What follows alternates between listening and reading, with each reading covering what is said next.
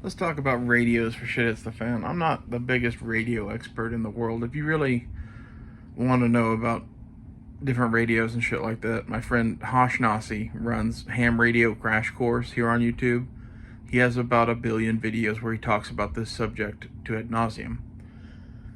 Highly recommend you go check that out. And I think he even has a couple buddies that do very similar channels, so go check them out too if you can figure out who they are. But in general, you have a few different types of radios. You have FRS, which is a family radio signal, I believe.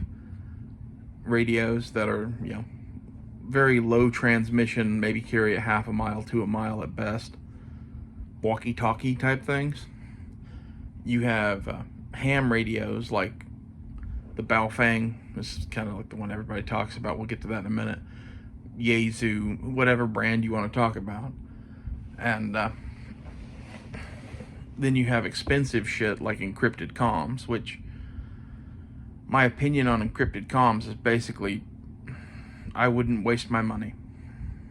We'll get more into that, but either you're in a situation where no one is even positioning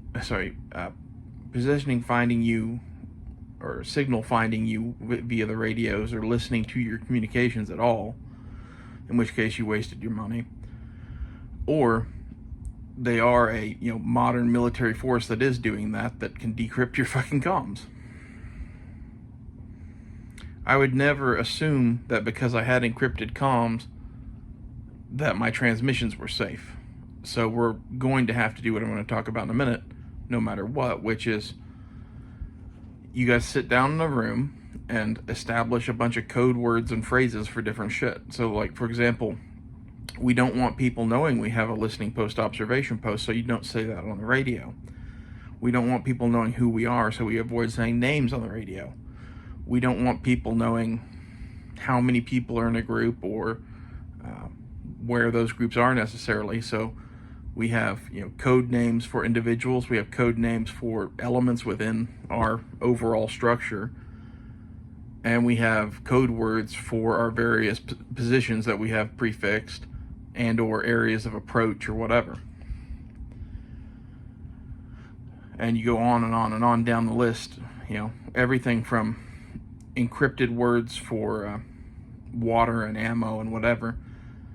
And after you've established all of this, you need to realize that doing that once is good. Doing that every few weeks or so is probably necessary. Because if someone is listening to you and they are watching you, well, every time they say marshmallows, some guy with a big backpack goes back to this place in the fucking woods and comes back with an empty backpack. There's probably a listening post observation post back there, and marshmallows probably either means water, ammo, or food. And then the next thing you know, they hear jelly beans or something like that, and all of a sudden you're carrying ammo cans. Well, we know marshmallows isn't fucking ammo because they said jelly beans this time and he brought literal ammo cans out there. Shit like that. So you'd have to change these words every once in a while, but this is pretty much unbreakable other than just sitting there and listening to you for a while, which is something that you can minimize by switching up the fucking words. That's a pain in the ass, but that's what you have to do to have secure communications, really. And you can do that with ham radios, which would be my recommendation. In my opinion, the FRS radios are plagued with the problem of lack of transmission strength and distance. The ham radios with the right antennas and shit, you can go a long way. And someone in here is going to be like, well, you have to have a ham radio license to use those. In the here and now, yes, you do.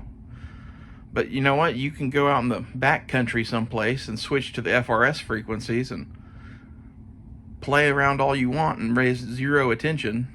Do that every once in a while with your buds whenever you want to.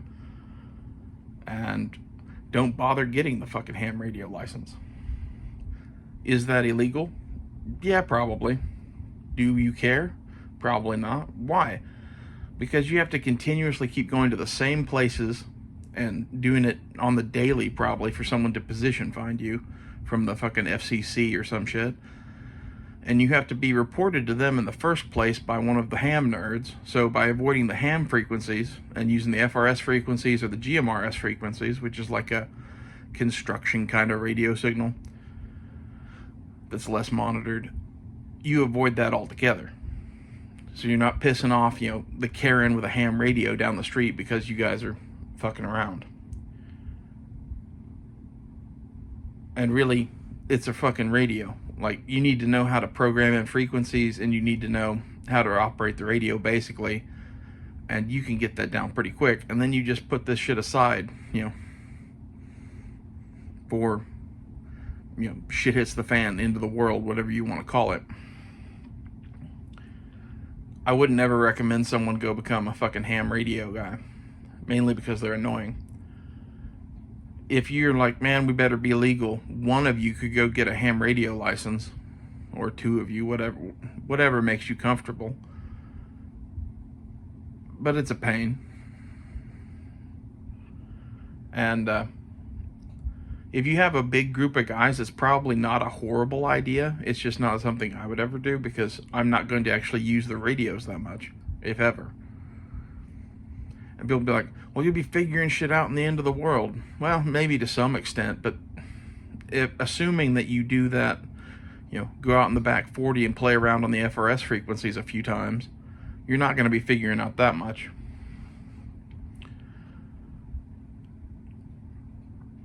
I wouldn't use those FRS frequencies in the end of the world because there are so many FRS radios, and whenever you click off a ham radio on an FRS frequency, every FRS frequency radio, it has like 10 channels, and the chances of someone being on one of those within 10 miles of you, or whatever the range is on a ham, it's pretty good, and your signal will like dominate theirs. Every FRS radio within range will hear you. So pick a different frequency in the end of the world.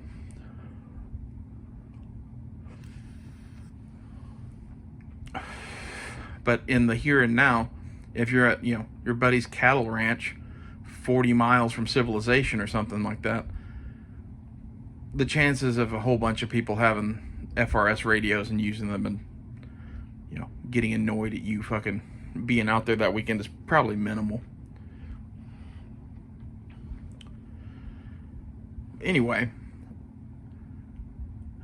as far as ham radios themselves go, there's varying qualities of those. I mentioned Baofeng. That's what everybody in the prepper community is hot on buying, because they're cheap Chinese radios. And I owned like 4 of those at one point, and we used them over an extended period in the summer once at some place I worked.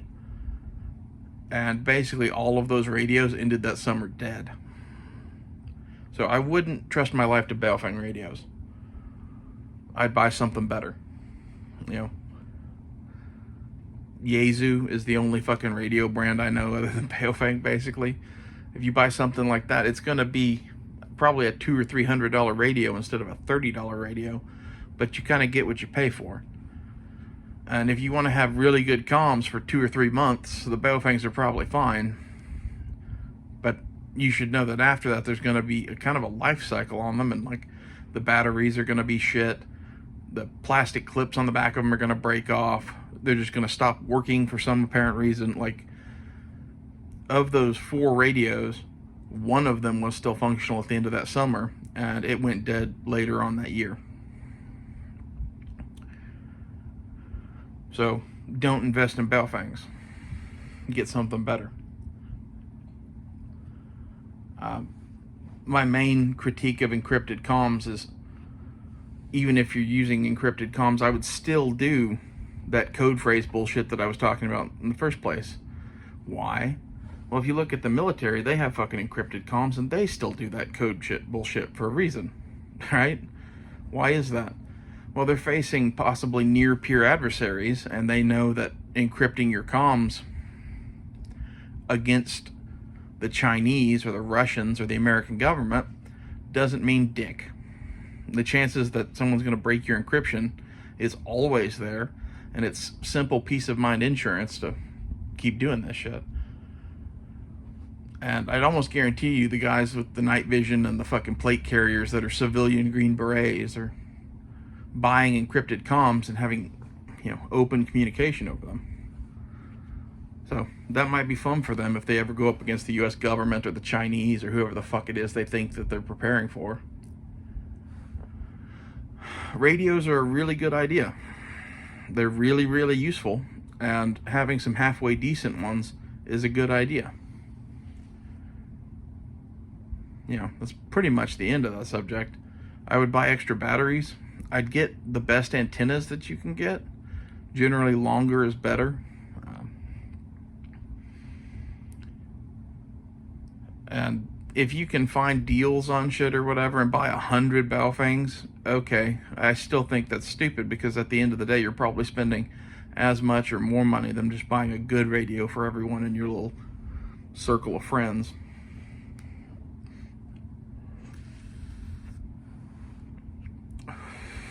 That, and when I was buying Baofeng radios, they were like $20-25 a piece. I think they're more like 50 now. And they weren't worth the $20. They're definitely better than a FRS radio. Although if you have a pair of Motorola walkie-talkies or whatever on FRS, that's better than nothing. That's pretty damn cheap. So if you just don't have any money at all and you want to be able to talk to the house across the street when the cell phones go down, go for it. But you could probably get some cheap ham radios and do that even more effectively, but illegally. And that's the other thing with the FRS radios, is you don't have to worry about the ham license at all. What about CB radios? My understanding is that those are still fully legal without a license, and that they have a much greater transmission range. But all the CB radios I've ever run into were not handheld walkie-talkies. I assume they make that, but all the ones I've ever seen were mounted in trucks and cars and shit. And that's probably a really good idea, even if it's just mounted into your trucks or whatever, assuming the trucks still work. You need communications when you're out and about anyway. Assuming that you could find a handheld CB radio, go that route then. That avoids the whole ham thing also. But I'd almost guarantee you that a CB radio is not as good as a ham radio, and I'd say that because specifically they license the ham radios. And people like Hashnazi at Ham Radio Crash Course do nerdy shit in their backyard all the time to set up some big aerial and transmit across the world to some place, and are proud of who they've contacted in like South America or some shit at night. You can't do that with a CB radio. Not that that's a real advantage in the situation that we're talking about, other than maybe gathering information from afar. The other thing I would say is having some reasonable quality AM/FM radios that are battery powered or crank powered or solar powered or all of the above. It's probably a decent idea, because even if shit's gone crazy all around you, there might be an AM radio station operating somewhere outside of whatever zone of chaos it is, and you could tune into them on the AM side of that AM/FM radio at night. I've heard of people getting signals in like Oregon or Chicago from like Arizona or Mexico at night on FM radios. That's a really, really long way. As far as getting information about what's actually going on in the world, you'd have that. I remember as a kid I had a radio that had AM, FM, and shortwave, and on the shortwave shit I'd pick up the BBC broadcast from England. That's a really, really long way. So if you can get a shortwave radio receiver as well, I'd probably do that. Again, this isn't really my area of expertise, but hopefully you learned something in this video. If you have any more questions on this or whatever, either go look at Hashnazi's channel or leave a comment below and I'll try to answer it. But like, I'm not the end all be all expert on fucking radios. I've just used one more than once.